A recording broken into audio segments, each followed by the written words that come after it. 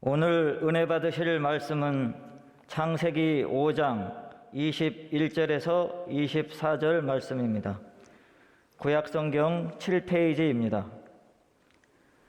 에녹은 65세에 무두셀라를 낳았고 무두셀라를 낳은 후 300년을 하나님과 동행하며 자녀들을 낳았으며 그는 365세를 살았더라.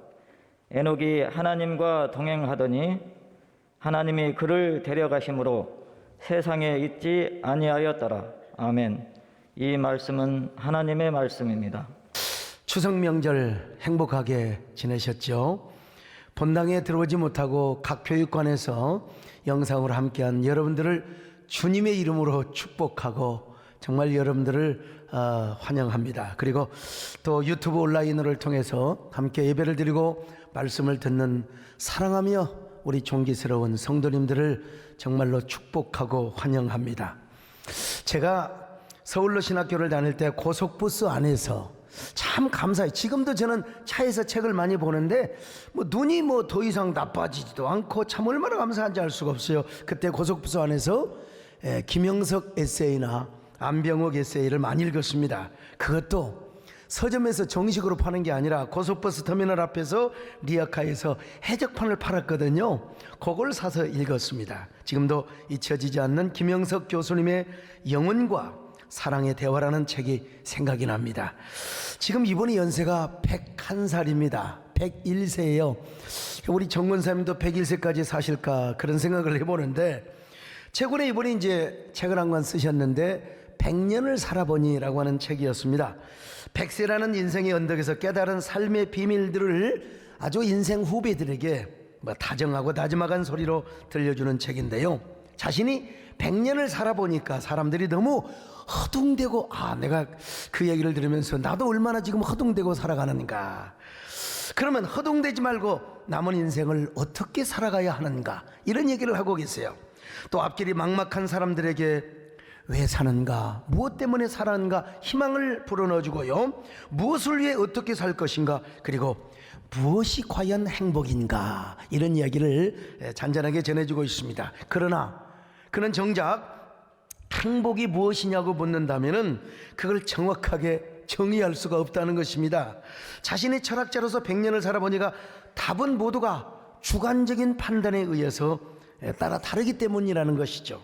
근데 이렇게 살았으면 좋겠다는 제언을 하는 대목이 있는데요. 특별히 그는 우정과 종교에 관한 이야기를 하면서 항상 하나님의 섭리를 깨달을 것을 우리에게 제언해 주고 있습니다. 자신은 매일 11시에 가정예배를 드리는데요. 근데 혼자 사니까 가정예배고 혼자 드리는 예배예요. 혼자 11시에 정해놓고 복에 그는 강림하사 찬송을 하면서 예배를 드린다는 것입니다.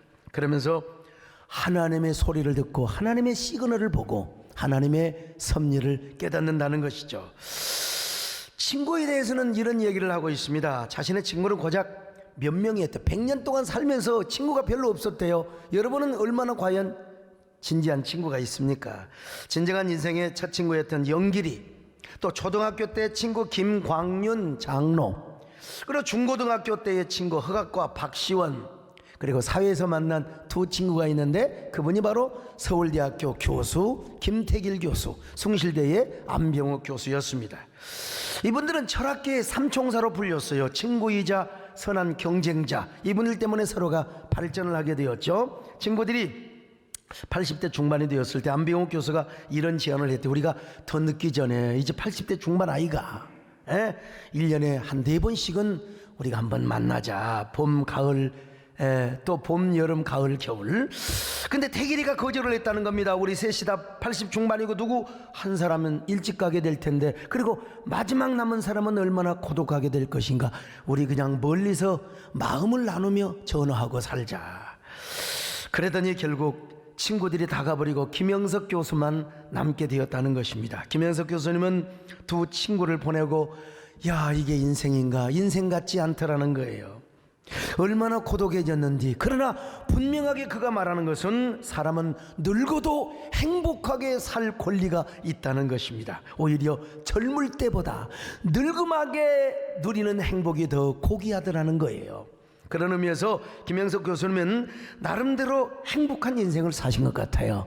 예수 믿었죠. 천국 따놓은 당상이죠. 또 그리스도인으로서 장수의 축복까지 누렸죠. 여러분도 김영석 교수님처럼 오래오래 사시기를 바랍니다. 장수하시기를 바랍니다. 101세를 넘게 사시기를 바랍니다. 아멘 하신 분들만 그렇게 100세를 사시기를 바랍니다. 여러분, 길이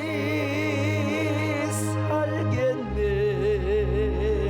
나 길이 살겠네, 이 땅에서도 길이 살겠네,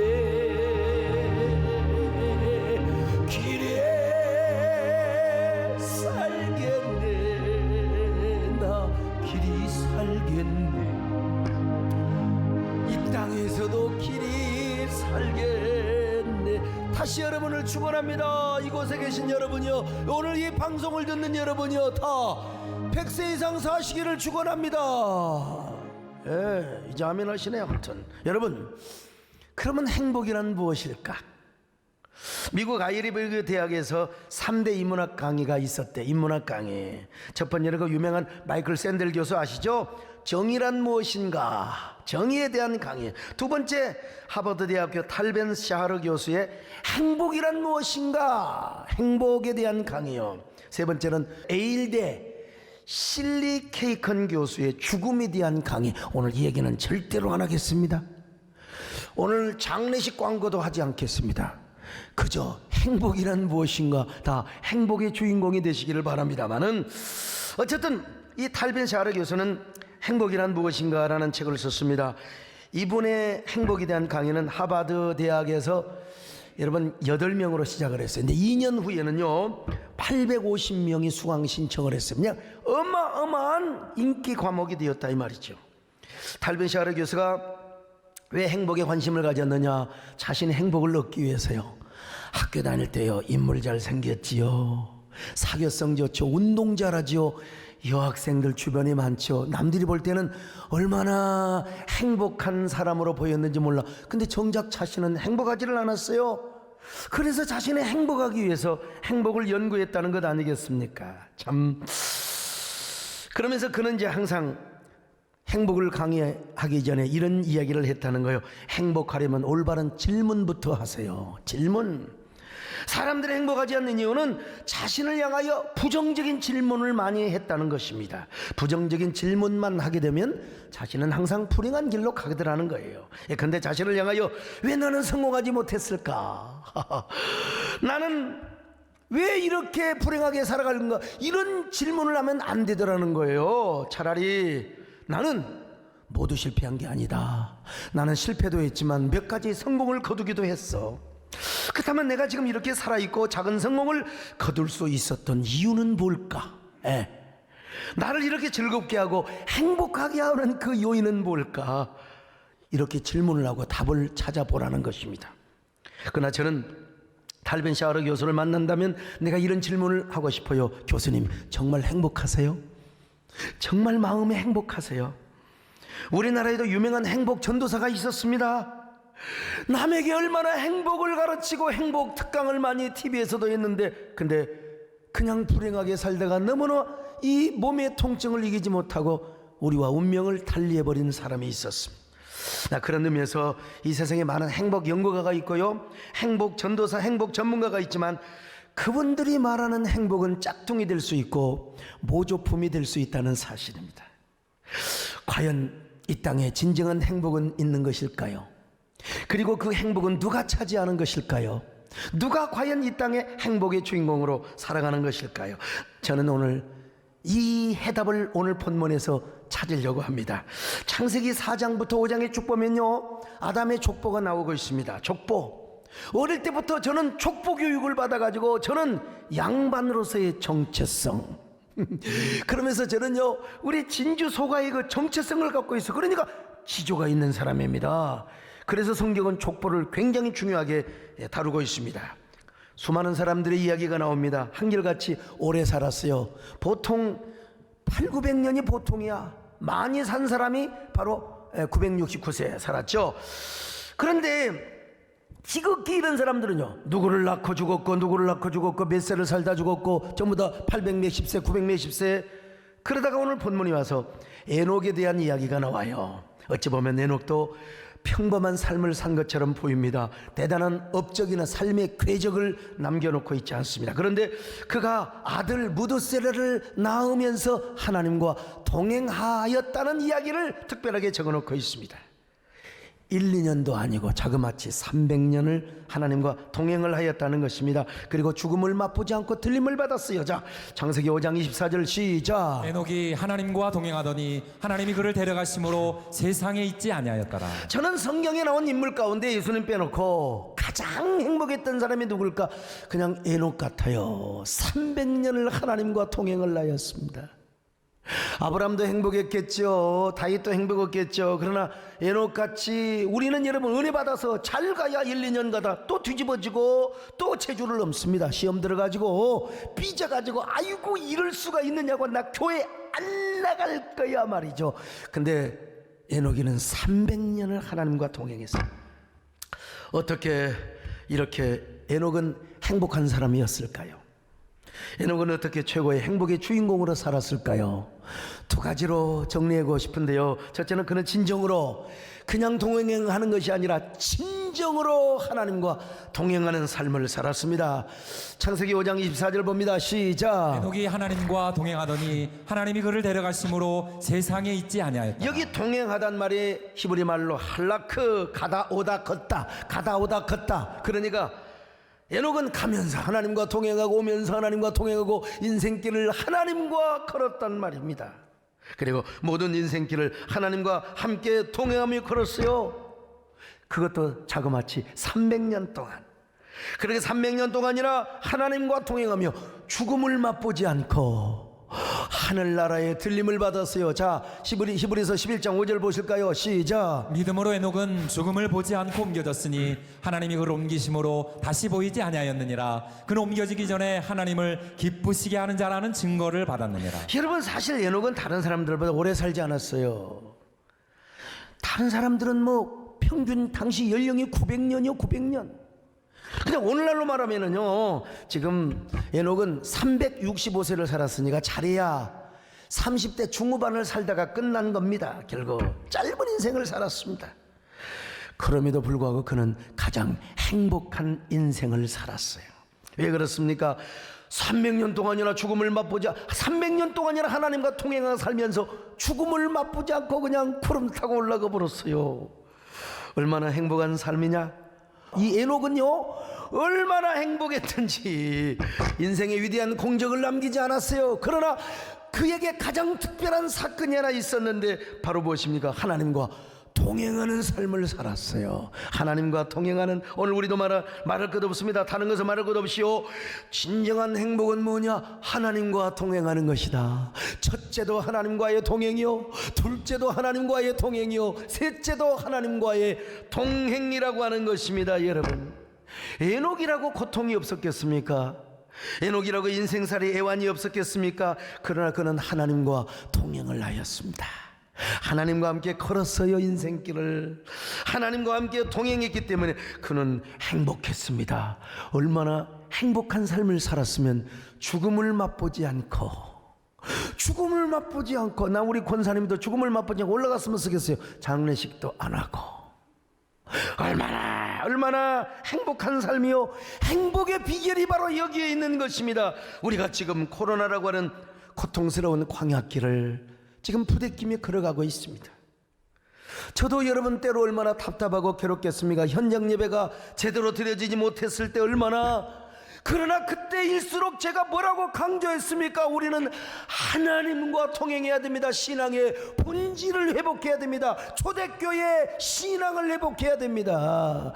우리 사도행전의 원형교회를 회복하자고 말이죠. 그러니까 우리가 중요한 건 뭐냐? 이 힘든 시기에 하나님과 함께 걸어가시기를 바랍니다.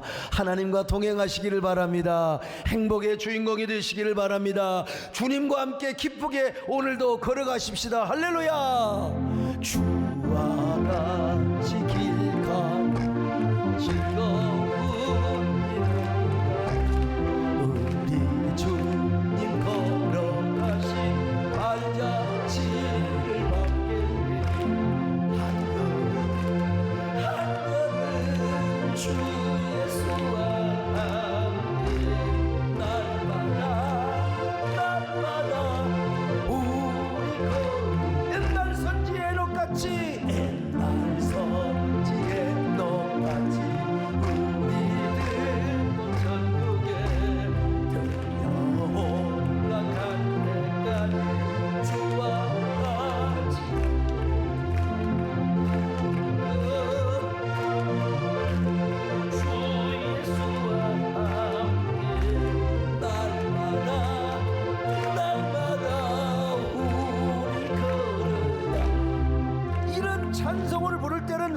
울면서 보내면 날마다 이러면은 안 돼요. 주님도 좀 거부가세요. 내가 너하고 어떻게 그 인상을 찌는 모습을 보면 걸어가겠냐. 좀 웃어야지요.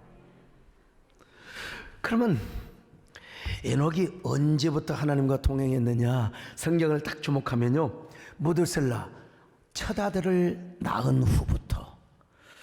창세기 5장 21절로 22절입니다. 시작. 에녹은 65세에 무드셀라를 낳았고 무드셀라를 낳은 후 300년을 하나님과 동행하며 자녀들을 낳았으며. 무슨 말입니까? 에녹이 무드셀라를 낳고 나서부터 하나님과 동행하게 될 수밖에 없었던 어떤 계기가 있었다는 거예요. 모티브가 있었다는 것입니다. 에녹이 무드셀라를 낳고 세상을 다시 보니까 아마 제가 보기에는 그런 것 같아요. 세상이 너무나 악하게 보인 거야. 악하게. 이미 여러분 이 가인의 족속 그리고 이 세상의 토성이 있었고 하나님의 토성으로 에덴의 동쪽에서부터 이제 분류됐지 않습니까? 우리 남자 성도들이요, 첫 아들을 뭐 딸이 됐건 아들이 됐건 간에 첫 아이를 낳을 때 소감이 어떻던가요? 모든 남자는 다 그런 마음을, 아마 이런 느낌을 느꼈을 거예요. 아, 내가 이제 드디어 아빠가 되었구나. 그러므로 이제 내 아이를 위하여 내가 열심히 살아야지. 이 아이를 위하여 내가 이제 정말 이 순놈 늑대 못지않게 나는 열심히 살아야, 아빠 노릇을 잘하기 위해서 더 열심히 일해서 돈 많이 벌어가지고 이놈을 내가 잘 먹이고 잘 키우고 잘 가르쳐야지. 여러분, 이거요, 믿지 않는 남자들도 다 이런 생각하게 돼요. 근데 이제 하나님의 사람들, 예수 믿는 남자들은 어떤 생각을 하게 되어 있습니까? 아, 내가 이 아들을 낳고 보니까, 내 사랑하는 딸을 낳고 보니까 세상이 새롭게 보이는구나. 이 세상은 너무나 악하고 죄악이 관영해. 내가 지금까지 경건하게 살고 하나님과 동행한다고 하였지만 나는 내 아들을 위해서, 내 딸을 위해서라도 내가 더 경건하게 살리라. 내가 하나님과 동행하며 살리라. 열심히 씨를 뿌리며 살리라. 내가 경건하게 살고 헌신적인 삶을 살 때에 내 경건의 모습을 보여주고, 그리고 사랑하는 내 자녀를 위하여 헌신의 씨를 뿌리면 하나님이 나의 믿음의 삶을 보시고 내 자녀를 축복해 줄 거야. 아들아, 딸아, 내가 더 믿음으로 살 거야. 아마 에녹도 그런 마음을 먹지 않았을까 싶어요. 에녹도 죄악이 쌓이고 악한 세상에 자식을 낳고 보니까 하나님 앞에 더 경건하게 살고 싶은 마음이 여러분 안 들었겠습니까? 그것이 용기가 되어서, 그것이 동기가 되어서 여러분 하나님과 동행을 하게 되었던 거라고 저는 한번 조심스러운 추측을 해봅니다. 무드셀라를 낳고 나서부터 하나님과 동행을 했기 때문에요. 유명한 시인의 유하라고 하는 시인이 있는, 이분이 쓴 오징어라고 하는 시가 있어요. 오징어. 눈앞에 저빛, 찬란한 저빛, 그러나 적은 죽음이다. 의심하라 모든 광명을. 동해안이나 그 제주도에 가면은 막 그 오징어 잡는 그 등불 배 있잖아요. 내가 쓰려고 했는데, 이거 내가 쓰려고 했는데 이분이 써버렸어 먼저요. 시라는 게 이런 겁니다. 아무튼 유아 씨는 젊은 날에 강남의 오렌지족으로 살았다고 합니다. 비 오는 날이면 압구정동에 가고 싶다라는 책을 비롯하여, 그런데 이 오렌지족의 삶을 때려치우고 이제는 삶을 크게 각성한 후에 작가의 길로 들어섰습니다. 그리고 훗날 유명한 작가가 되어 우리의 삶을 오징어 배로 비유를 하였습니다. 이 동해안이나 제주도에 가면은 오징어잡이 배 있잖아요. 막 확 서치라이트 불을 켜놓고 이제 한밤중에 어둠을 뚫고 배가 바다로 가서 환한 집어등을 켜놔요. 집어등은 물고기를 소집시키느냐. 공부하기 싫은 놈들 모여라. 그러면 불 딱 켜놓으면 막 멍청한 고기들이 다 모이드는 거거든요. 유난히 오징어에게 환하게 비치는 빛이, 그 찬란한 집어등의 빛이 환상으로 보여지는 거예요. 얼마나. 그래서 친구들이 불빛을 보고 그물에 들어가 잡혀 미끼를 물어요. 낚시에 물려요. 그런데도 친구들이 죽어가는데도 불구하고 오징어들은 자신의 목숨을 바쳐서라도 걸리고 싶은 치명적인 유혹의 불빛을 향하여 그물로 들어가는 거예요. 그리고 여러분에게 씹히게 되는 겁니다. 참, 오징어들은 이 불빛의 유혹에서 벗어나지 못하고 마침내 미끼를 덜썩 물어요. 그런 것처럼 그는 곳곳에서 우리를 유혹하는 것들을 조심하라는 거요. 오렌지족 세상에 그런 삶을 살다가 이제 뭐라고 말하는 줄 아세요? 의심하라 모든 광명을, 의심하라 모든 광명을. 그런데 에녹은 이 시를 읽지도 않았어요. 이 시를 본 적도 없어요. 스스로 깨닫고 날마다 선언을 했던 것입니다. 세상 쾌락이 화려하게 보이고 유혹이 꽃처럼 화사하게 보일지라도 거기에는 사망이 있을 것이다. 의심하라 세상의 모든 광명을. 이미 에녹은 이걸 알았어요. 영원한 사망이 있을 뿐이다. 그러므로 나는 하나님과 동행하며 살아야 한다. 정결하고 거룩하게 살아야 한다. 아무리 세상이 약할지라도 나는 기도하며 주님의 뜻대로 살아야 한다. 주님과 동행하며 살아야 한다. 여러분, 이 고백이 우리의 고백이 되시기를 바랍니다. 이 세상 험하고 나비로 약하나 불기도 힘쓰 큰 권능 없겠네. 주의 은혜로 대속하여서 피와 같이 붉은 죄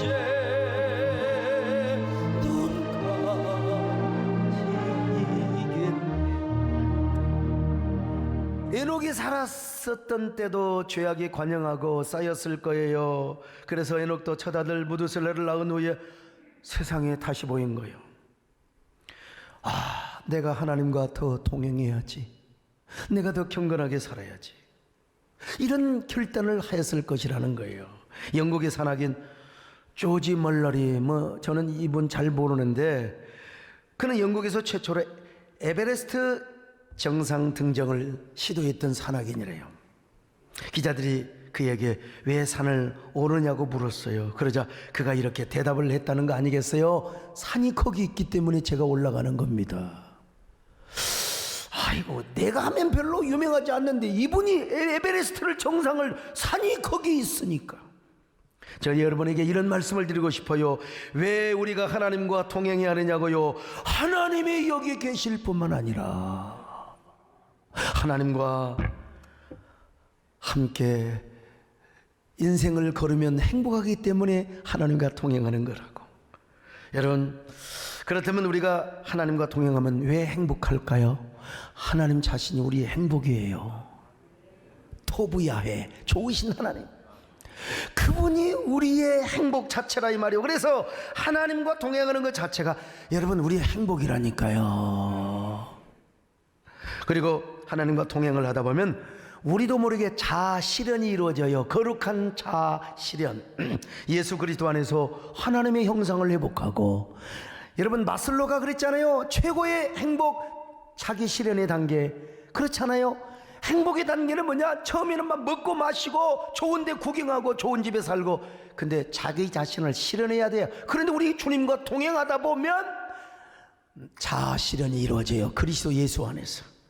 그러니까 행복하지 않을 수가 없는 거예요. 여러분 행복하시기를 바랍니다. 행복하기 위해서 주님과 동행하시기를 바랍니다. 주님과 동행하심으로써 자아를 실현하시기를 바랍니다. 자아 실현을 통하여 예수 그리스도의 형상이 회복이 되고 하나님과 동행함으로써 여러분 행복감과 만족감이 좀 많아지시기를 바랍니다.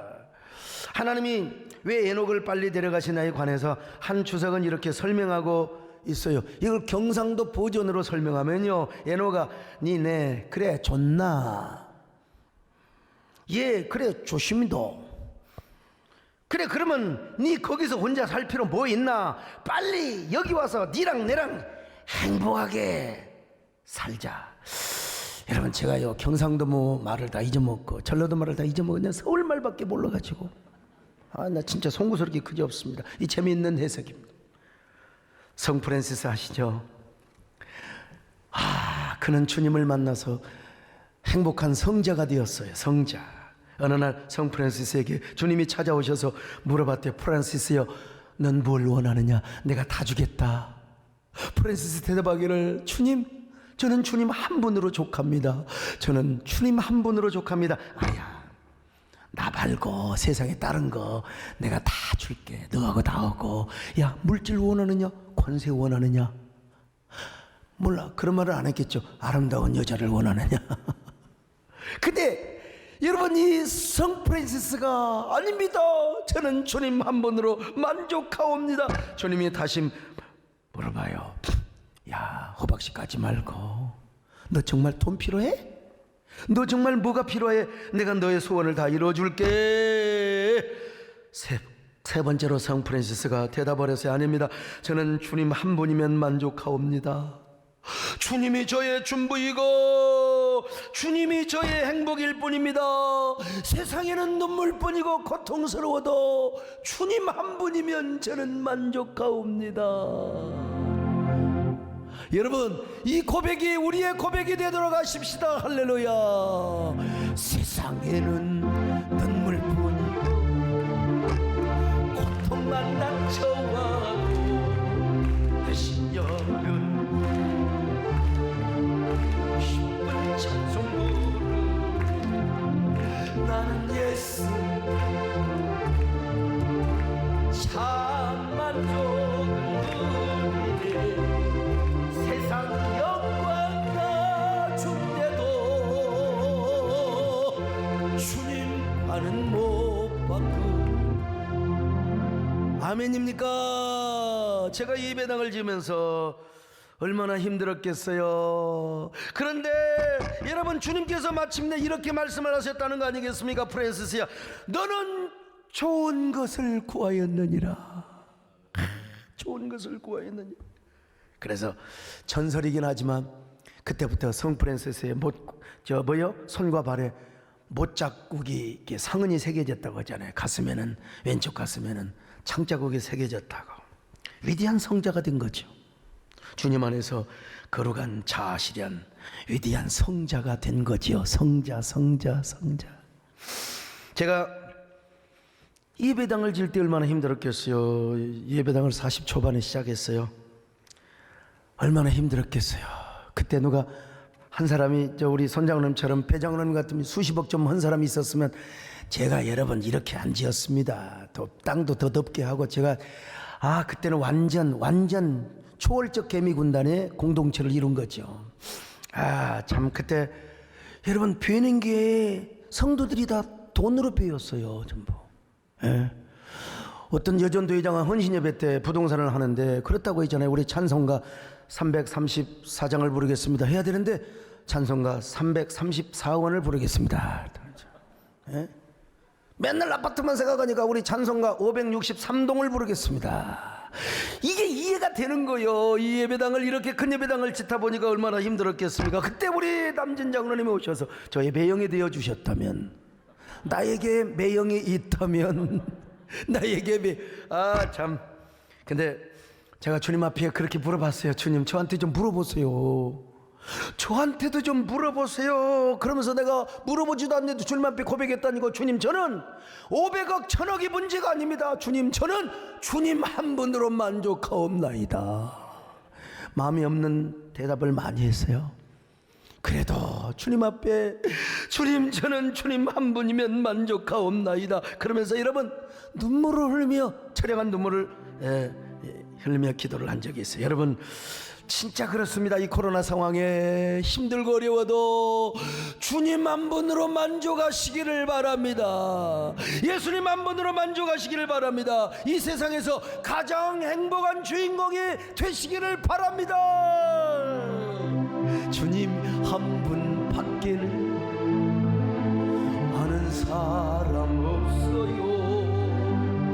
가슴 깊이 숨어있는 주를 사랑하는 마음, 주님 한 분 밖에는 기억하지 못해요. 처음 주를 만난 그날 울며 고백하던 마음, 나는 행복해요. 죄사함 받았으니 아버지의 품 안에서 떠나 살리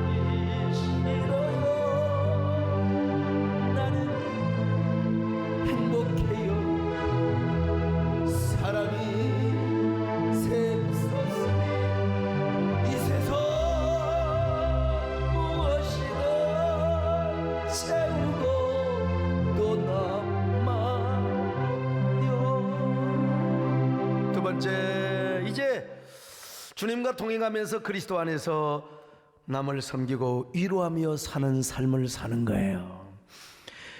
행복 경제학자로 알려진 리처드 이스털린 교수가 30개 국가의 행복을 연구한 논문을 발표했어요. 이 논문의 골자는 뭔 줄 아세요?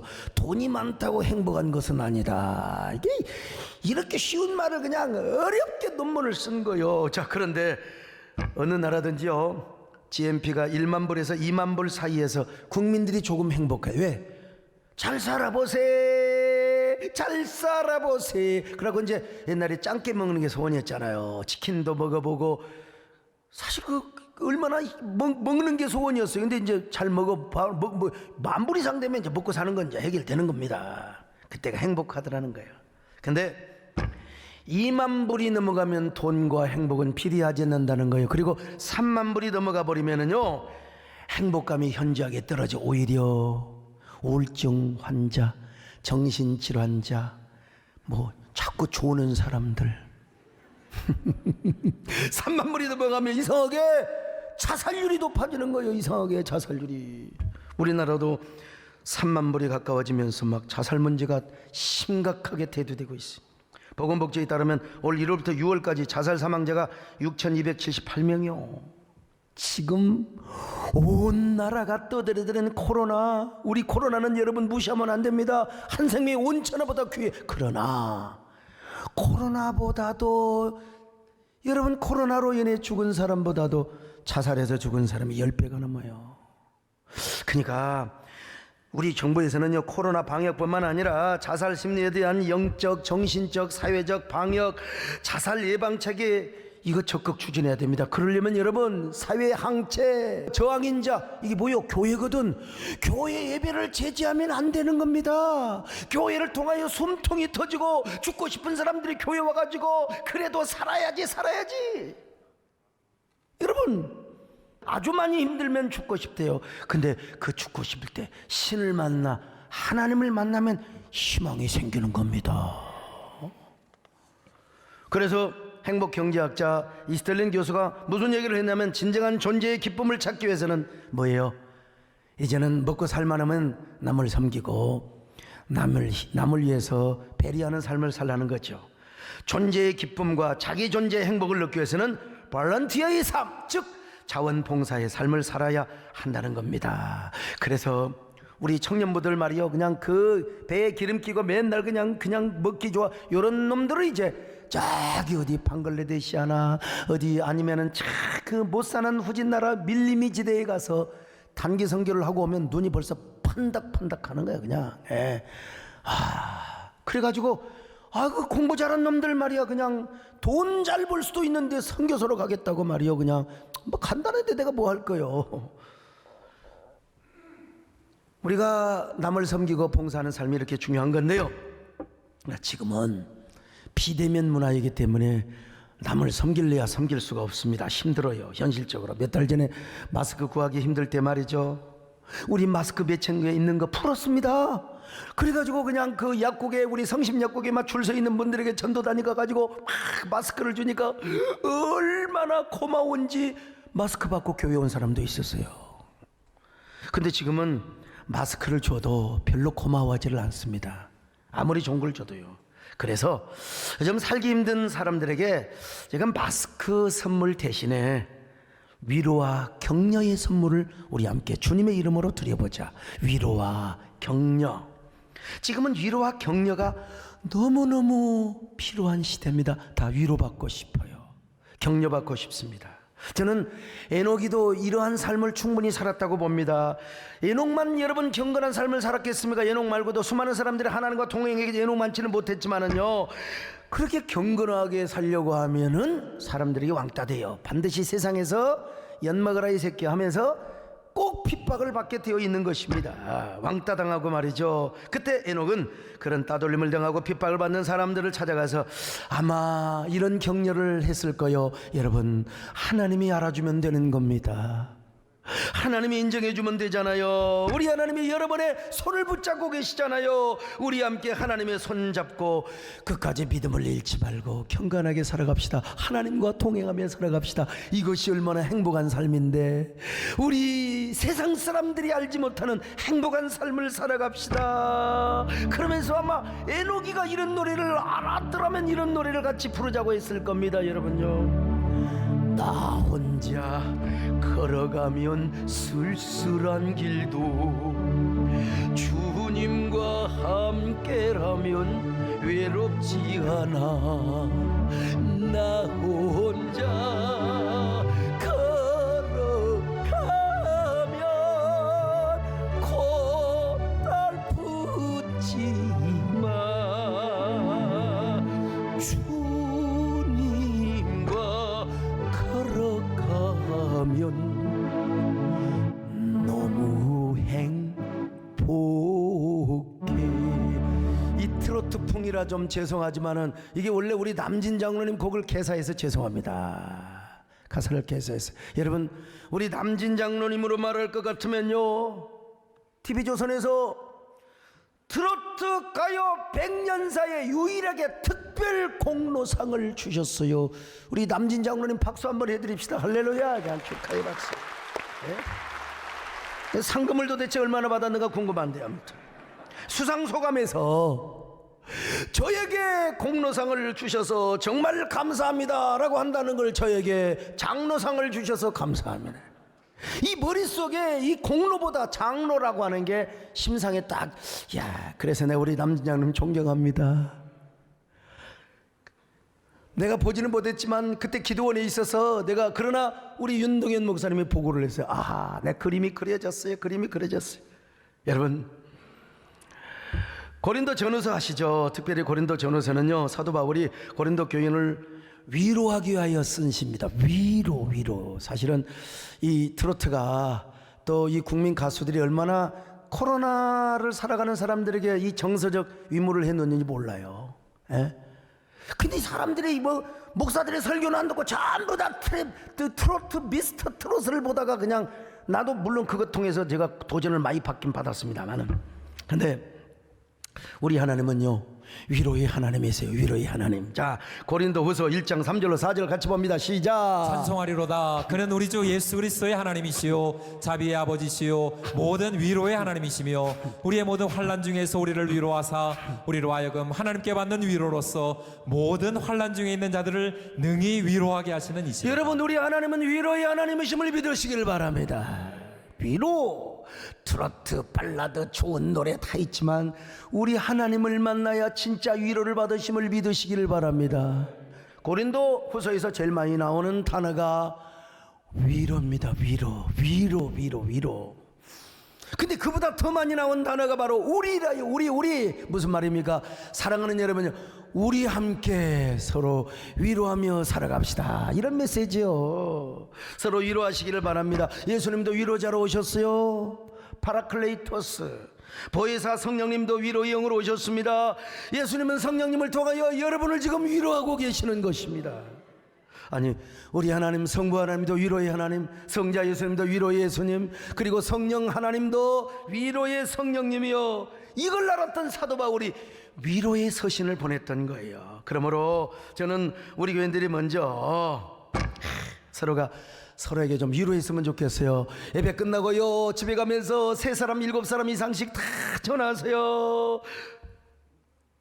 집사님, 이 코로나 상황에 사시느라 얼마나 힘드세요. 제가 예수 그리스도 이름으로 위로합니다. 주님의 이름으로 격려합니다. 하나님이 은혜 주실 거예요. 막 특별 헌신하셨던 분들한테 우리 목사님이 힘이 되게 해주셔서 얼마나 장로님 고마워요.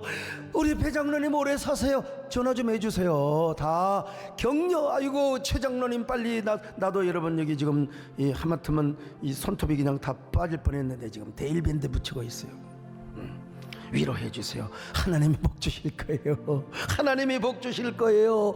우리 함께 위로하며 삽시다. 할렐루야. 성도여 서로 위로하자. 우리 서로 위로하자. 위로의 주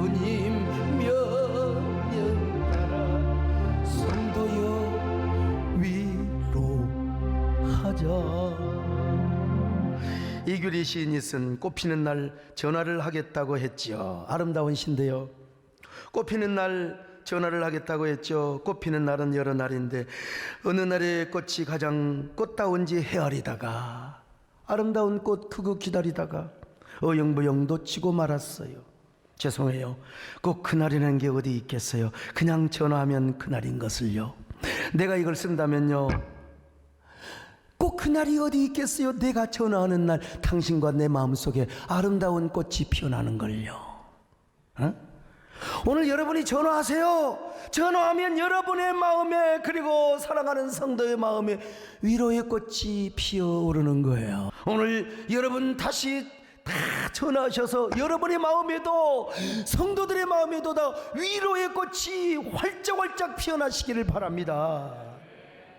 오늘 여러분, 지난 주일에 저녁에 정계교 목사님을 모셨지 않습니까? 하나밖에 없는 아들 정요한, 아버지도 잘생겼는데 아들은 더 잘생겼어요.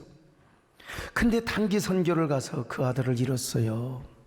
그냥 잃은 게 아니라 그 물에 휩쓸려가는 자매 3명을 구해주고 자기는 죽은 거예요. 얼마나 마음에 상처가 컸겠어요. 근데 하나님께서 우리 정계교 목사님 마음에 큰 은혜를 주시고 상처를 좀 매주셨어요. 나도 훗날 그 얘기를 듣고 위로하고 싶었어요. 우리 교회 초청해서. 그러나 우리 총회 선거 기간에는 초청을 할 수가 없습니다. 예부 강사도 세울 수도 없고, 아무리 좋은 일이라 하더라도 후원을 하면 안 됩니다. 법이요. 법은 지켜야죠. 그래서 총회장이 되자마자 첫 주일 저녁에 정계규 목사님을 초청했습니다. 제가 얼마나 바쁜지 당회할 시간도 없었어요. 그리고 그 지역에 아들이 그 순교한 지역에 예배당 하나 지은데 5천만 원 든대요. 그래서 당장 모셔서 우리가 은혜 받고 5천만 원을 전달을 했습니다. 근데 그 유튜브로 영상을 보고 우리 최진경 장로님이 5천만 원을 또 이렇게 탁 기증해 주셔서 당회를 할 필요가 없습니다. 우리 선 장로님이 또 하신다고 해서 좀 잘 적당히 하세요 말씀을 드리기도 했는데 얼마나 감사한지 알 수가 없어요. 근데 하나님께서는 정 목사님께 그분은 그분대로 하나님의 은혜를 주신 거죠. 아들을 잃었지만 아들을 잃은 대신에 더 많은 영적인 부활을, 그래서 10가지 감사를 드렸다고 했잖아요. 우리는 또 뭐냐, 다 여러분 은혜 받는다고 아들이 다 죽으면 되겠습니까? 우리는 우리대로 아들이 살아있어서 감사한 거지요. 자, 그래서 우리는요, 위로의 하나님을 만났다면 사랑하는 자녀들에게 먼저 위로의 전화를 하세요. 아들아, 믿음으로 살아줘서 얼마나 감사한지 모르겠다. 야, 너 제발 코로나 걸리지 말고 마스크 벗지 말고 함부로 어디서 애들하고 밥 먹지 말고 하나님과 동행하며 살아가라. 요즘 힘든 것 같지만 하나님과 동행하면 얼마나 행복한 줄 아느니 하나님이 너를 위로해 줄 것이다. 남편과 아내에게 좀 위로해 주세요. 여보, 같이 살아줘서 고마워요. 내 옆에 있어서 고마워요. 돈 많이 못 벌어도 좋아요. 제발 죽지 마세요. 마패도기 앞에 가서 죽을 감을 가지 마세요. 그냥 집으로 돌아오세요. 전부 저를 이상하게 바라보고 있네. 아무튼 여러분, 제가 있잖아요. 여보 하고 위로를 하세요. 여러분, 격려를 하세요. 우리 전도 대상자들 모든 지인들에게 위로의 전화를 좀 한번 해드리세요. 위로의 편지를 좀 보내봐요. 비대면이니까 전화를 통해서든지 SNS를 통해서요, 한번 잘 여러분들이 한번 이 위로를 건네보세요. 위로의 편지를요. 그렇게 하면 먼저 여러분이 행복해집니다. 여러분 스스로가 행복해져요. 그것도 형식적으로 말고 진정으로 해보세요. 주님의 이름으로 해보세요. 그러면서 은근슬쩍 마음머리 열어지면 복음을 전해보세요. 얼마나 행복해지는지 모릅니다. 오늘 하나님과 동행하는 저와 여러분 되시기를 축원합니다. 그리고 하나님과 동행하면서 여러분이 여유와 넉넉한 마음을 가지고 이웃을 배려하고 가족을 배려하고 상대를 배려하며 살아갑시다. 그럴 때 코로나 광약기를 거뜬하게 여러분들이 극복하며 예수 그리스도 안에서 행복의 주인공이 될 것입니다. 그런 저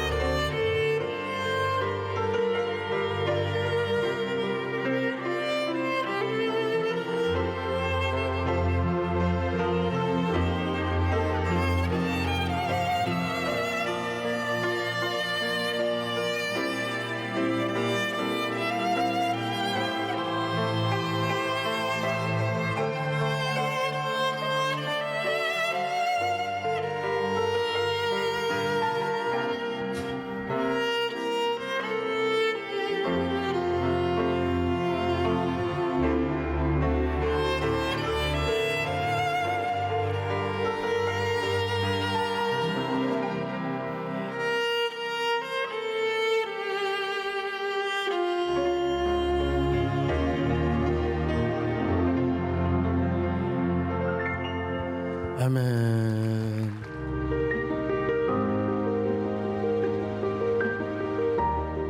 안녕하세요. 18교구 박은정 집사입니다.